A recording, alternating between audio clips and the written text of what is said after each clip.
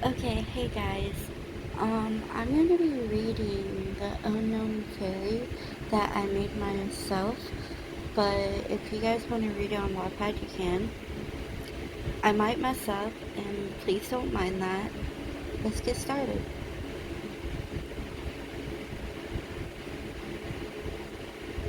Prologue. Summer's point of view. I never thought I would be a fairy like the rest of them, but my race is unknown.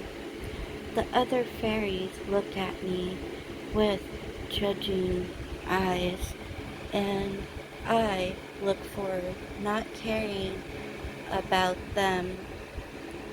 I know this isn't good, she said in her head. Miss Summers, the king said as he was sitting on his throne. As he looked like he was scared of me because I'm an unknown fairy race. But I was thinking that he was going to kill me. Yes, my king? I asked as I was wondering what he was going to do to me. Why me? She asked, she said in her mind. Again, but he was talking. I need you to find my daughter, he said as I nod. May I see her room? I asked him. He nods his head as I go to her room and looks around. It looks like she was here, but she wouldn't leave without telling her father. I said to herself. She said to herself. I started walking towards the door and stopped as I smelled blood and fruit. What the? She turned around and looked at the man that was running towards me. Chapter 1. Summer was looking out outside the window as she was waiting to go to her grandma's house. It was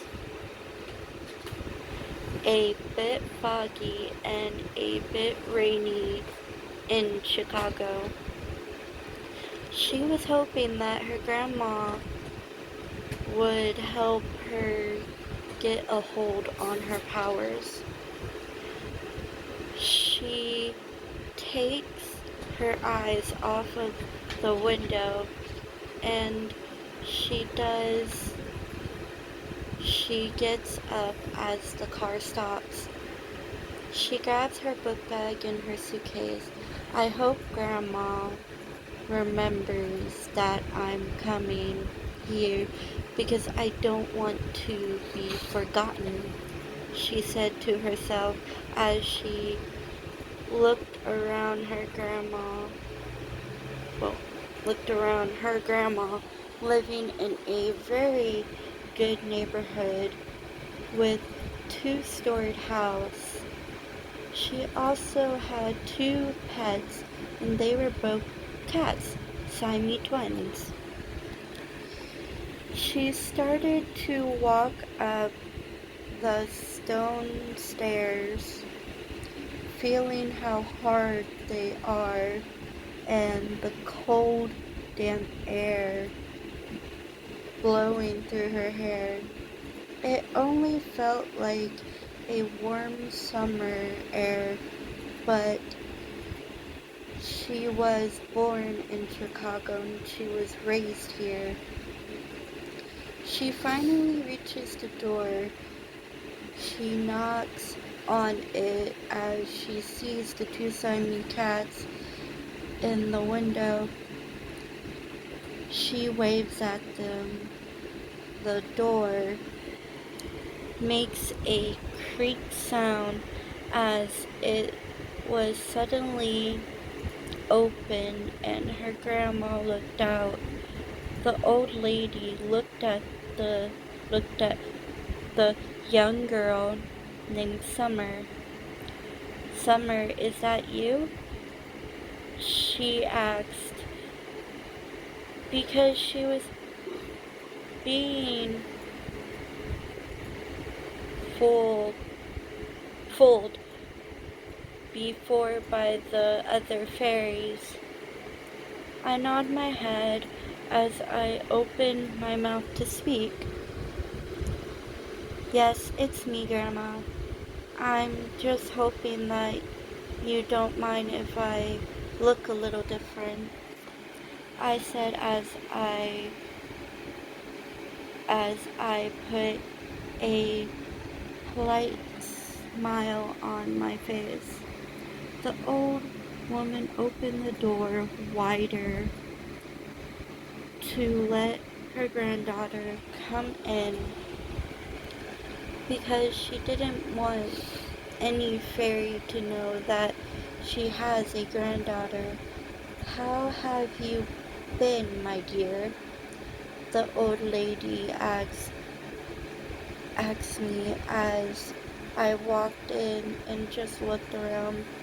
I've been I've been fine. It's just really hard that my mom is gone, I said in a sad way. I could hear the door shut very slowly. I guess it was time for her to go. Don't worry.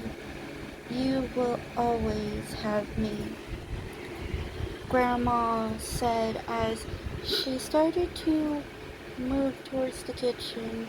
She looked like she's been cooking, and I enjoy her cooking. She always taught me how to cook. I rolled my sleeves up, leaving my suitcase at the front door and putting my book bag on the couch. Need help, Grandma? I asked her. Yes, my dear. Can you cut up some of the carrots? My grandma asked me as I went over and cut up some of the carrots on the cutting board. Grandma, what was my mom like? I asked as I looked over at her. Well, she was beautiful and so kind and loving. She never said no to anyone that needed help. Grandma said that she had a happy smile on her face, her remembering her daughter. They finished cooking as they did. They started to set up the table and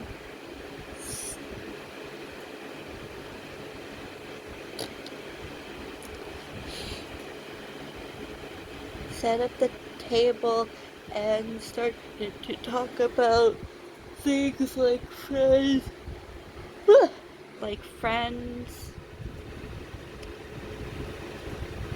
like friends, school, and if I had to wear a school uniform.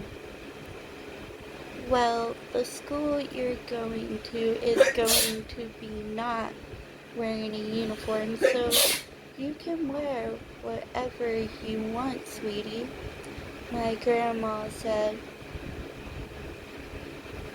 She poured the soup into the bowl. The woman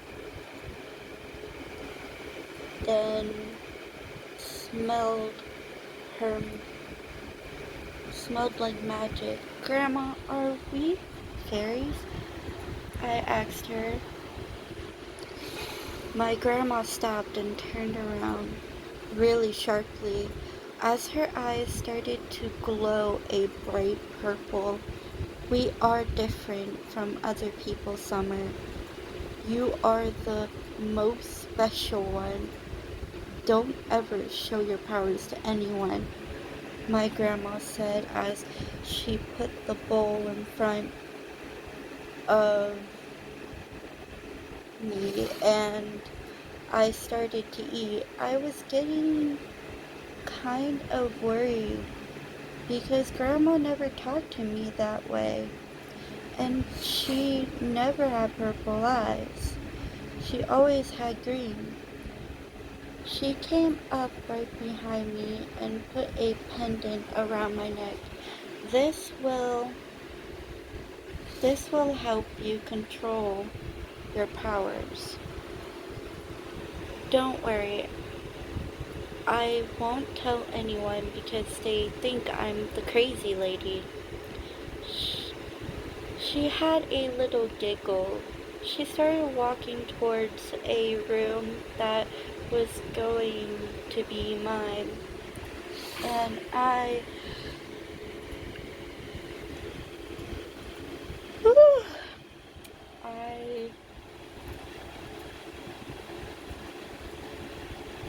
I started to get worried because my dad, I knew he'll never text me or call me again. Grandma, but what if the other fairies find out that I'm unknown? I asked her. She stopped walking and turned around, looking slightly at me. They won't know unless you use your magic. I know you're sick of magic smells. Like, I know what your magic smells like. Lilacs and red roses, she said as the cat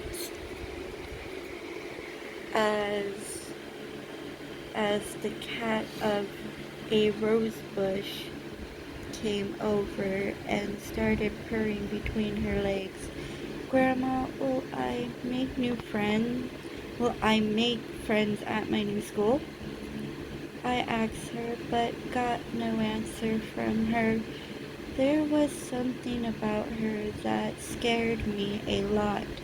I shook my head. I love you too, Grandma, I thought as I kept on eating.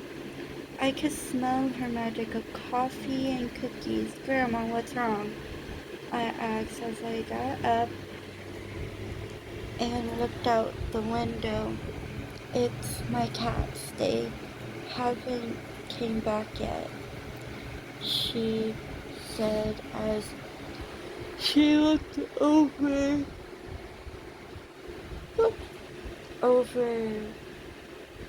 to me. Don't worry about it, Grandma. They will come back, I said as I hugged her.